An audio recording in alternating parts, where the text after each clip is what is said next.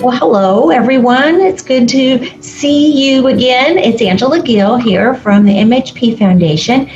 If you've been listening and watching, you know that we kicked off our end of the year fundraising campaign on Giving Tuesday, December 1st. And we've elected to invite the public to help us fund some projects that our staff have come up with. And their staff are giving their own money. We've just about wrapped up our campaign for this year, our employee campaign, and they're over $100,000. So yay team, really proud of them for that. But one of the projects that we are fundraising for is upgrading, or I don't know if upgrading is the right word, but essentially that's what we're doing, the MHP Maternity Care Department from a safe sleep leader to a safe sleep champion.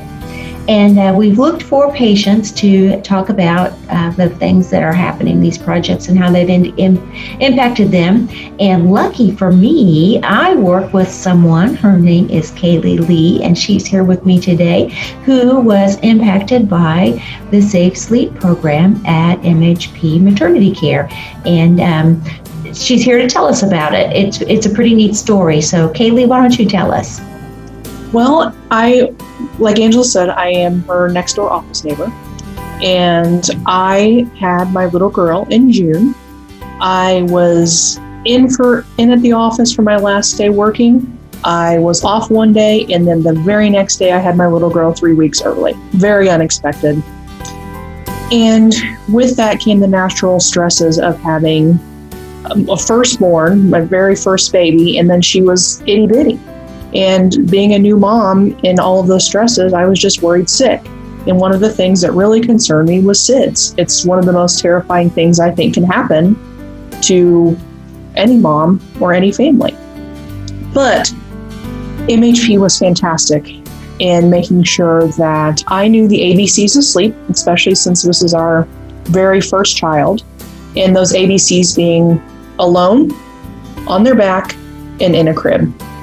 And they actually were there to show us in real time how to swaddle her to keep her warm, how to put her on her back properly, what type of area she should be to sleep in. They have, those little hospital cribs.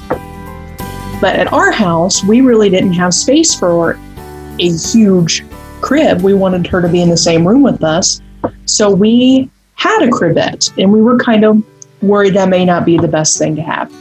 Well, after you go home with your little one, they have a nurse come for a postpartum visit who was fantastic, and she reassured us again that that was absolutely the right thing to have for our itty bitty Piper Joyce.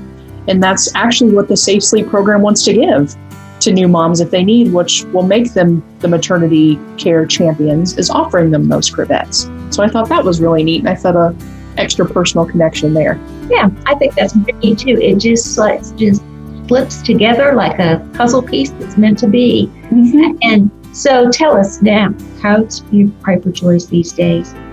She is a great sleeper. She still sleeps in her cribette. She'll be 6 months next month, and she is chunky and spunky. What'd you say, 13 pounds of giggles and squeals? She's almost 14 now. Yeah, 14 pounds. Oh, yeah, I love it. And she's still sleeping in her cribette. Mm-hmm. Yeah.